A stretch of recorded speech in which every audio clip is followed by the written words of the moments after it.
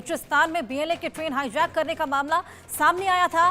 पाकिस्तान सेना के बयान में फेरबदल से अब सवाल उठने लगे। भारत में पाकिस्तान के पूर्व उच्चायुक्त की ये सवाल है, हमारी सेना के बयान में दम नहीं, ये बोलते नजर आए। और बासित सरकार और सेना के बयान में अंतर है। ऐसे में सरकार साफ बताए कितने लोग मारे गए। मुनीर संजीदगी दिखाए, सीरियस मामला है।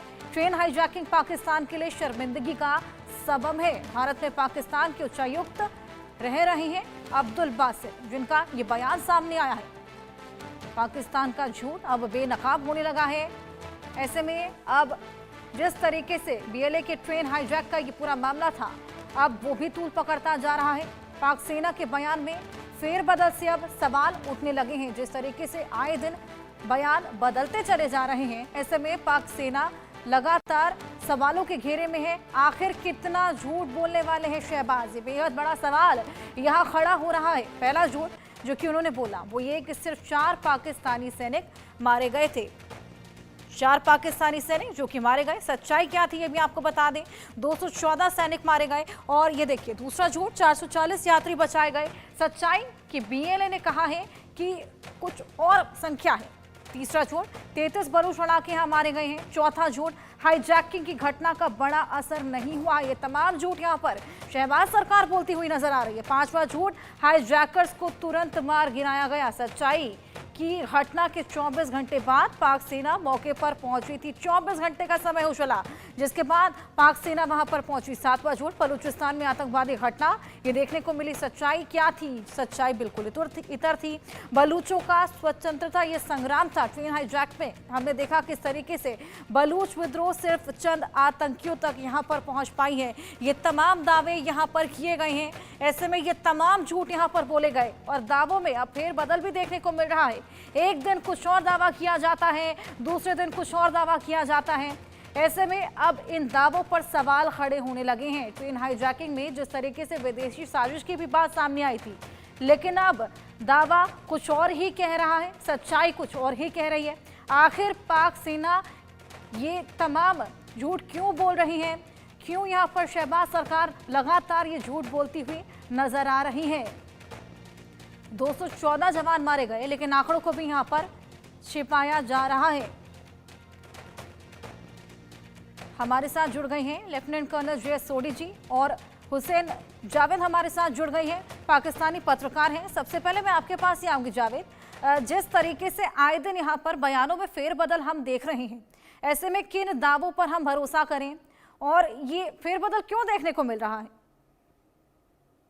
जी अच्छा, सबसे पहले आपका शुक्रिया कि आपने इनवाइट किया। देखिए, मैंने आपकी सारी रिपोर्ट सुनी है और जो भी आपका इंट्रो में उसमें वही बताऊंगा कि मैं तो उन्हीं स्टैट्स के साथ जाऊंगा जो हमारी तरफ से हुकूमत ने और आर्मी ने पेश किए थे जाफर एक्सप्रेस का जब हुआ इंसिडेंट उसके बाद। आपने उसके मुकाबले में बीएलए के जो स्टैट्स हैं वो आपने यहाँ पे शेयर किए हैं कि मतलब 214 जो है वो हमारे सिपाही हैं, उनकी जान इसमें गई है। शहरियों के स्टैट मुझे अभी याद नहीं है, लेकिन बात यह है कि ये बीएलए के स्टैट का वजूद कोई नहीं है। मतलब मैं वही कहूंगा कि बीएलए कौन है? क्या ये हुकूमत है?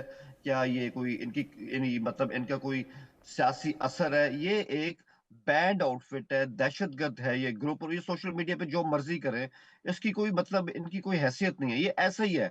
मैं सिर्फ आपके साथ एक एग्जांपल आपके साथ इसमें कोट करूंगा कि कनाडा के अंदर कितने ज्यादा खालिस्तानी होते हैं और वो कैसे कैसे बयान देते हैं इंडिया के खिलाफ। क्या आप उनके बयान को कभी सीरियस लेंगे? जवाब है नहीं लेंगे, क्योंकि आप ये कहेंगे इनकी हैसियत नहीं है। इसी तरह हम भी यही कहते हैं कि इनकी कोई हैसियत नहीं है। फिगर्स वही हैं जो इससे पहले आ चुके हैं कि तकरीबन 21 लोग जो हैं वो बाहर हुए थे। 33 के करीब जो आतंकवादी थे जो जिन्होंने अटैक किया था, उन सबको मार दिया गया। और आपको ये भी बता दूं, ये जो पूरी साइट है जो बीएलए, एक दिन पहले उनका क्लेम था, अभी भी ये ट्रैक हमारे कब्जे में है। यहाँ पे जितने भी हाइट्स है हमारे कब्जे में है। तो साहब, कल हमारे मीडिया के लिए वो सारी हाइट्स, वो पूरी साइट जो है वो खोल दी गई है और वहां पे सबकी एक्सेस हो गई है। चप्पे चप्पे पे इनका कोई वहां पे वजूद ही नहीं है। तो ये मैं आपके सामने चीजें जो है वो यहाँ पर क्लियर कर दूं। और बाकी आपने इसमें हाफिज सईद की मतलब इसमें की बात, आई थिंक शायद आपने की है, उससे पहले आपकी न्यूज़ चल रही थी। ये सही है कि उनके ऊपर अटैक हुआ, लेकिन वो उसमें बच गए। उनका जो साथी था उसके बारे में सुनने में आ रहा है कि वो हलाक हो गया। और आखिरी बात ये है कि मैं अभी एक और चीज आपके सामने कंफर्म कह नहीं सकता, लेकिन इम्कानात है, बीएलए के जो लीडर हैं बशीर जेब, उनके बारे में सुनने में आ रहा है कि उनको मार दिया गया, वो मौत के घाट उतारे जा चुके हैं। लेकिन ये जो न्यूज़ है ये अभी कंफर्म होनी है। बिल्कुल हुसैन, ये बेहद बड़ी न्यूज़ आपने हमें दी है। हालांकि जब तक इसकी पुष्टि नहीं हो जाती तब तक इसे ब्रेक नहीं किया जा सकता। कर्नल जे सोडी जी भी हमारे साथ मौजूद हैं।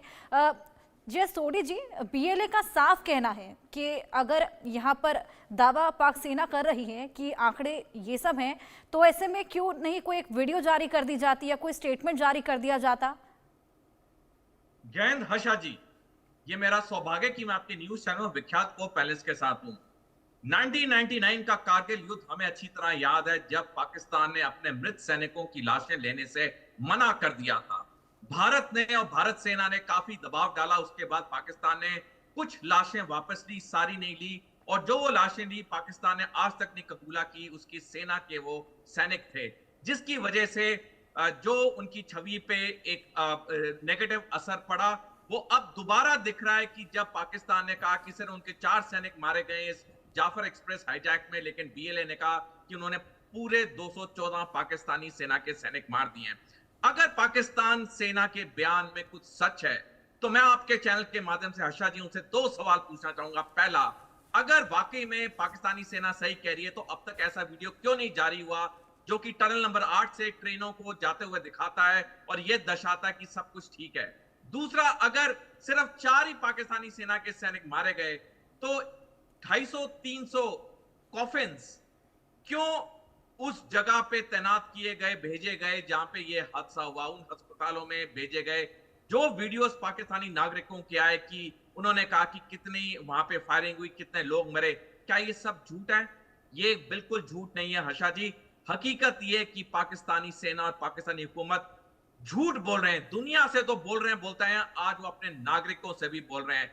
जो कारगिल युद्ध में हुआ कि उनके मृत सैनिकों को उन्होंने वापस नहीं लिया, लाशें उन्होंने रिकॉग्नाइज नहीं किया, उन मृत सैनिकों के खानदानों को आज तक वो फैसिलिटीज या कंपेंसेशन नहीं मिली जो कि पाकिस्तानी रूल्स के मुताबिक मृत सैनिक को मिलनी चाहिए ऑपरेशन में। यही चीज अब इन 214 सैनिक के साथ होगी। जब इनको ऑफिशियली डेड नहीं डिक्लेयर किया जाएगा, इनकी फैमिलीज को कंपेंसेशन नहीं मिलेगा।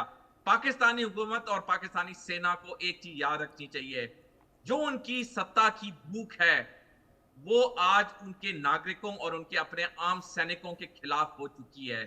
और मैं ये मानता हूं ये किसी देश की सबसे शर्मनाक बात है जिस देश की हुकूमत और सेना अपने मृत सैनिकों को एक्नॉलेज ना करे।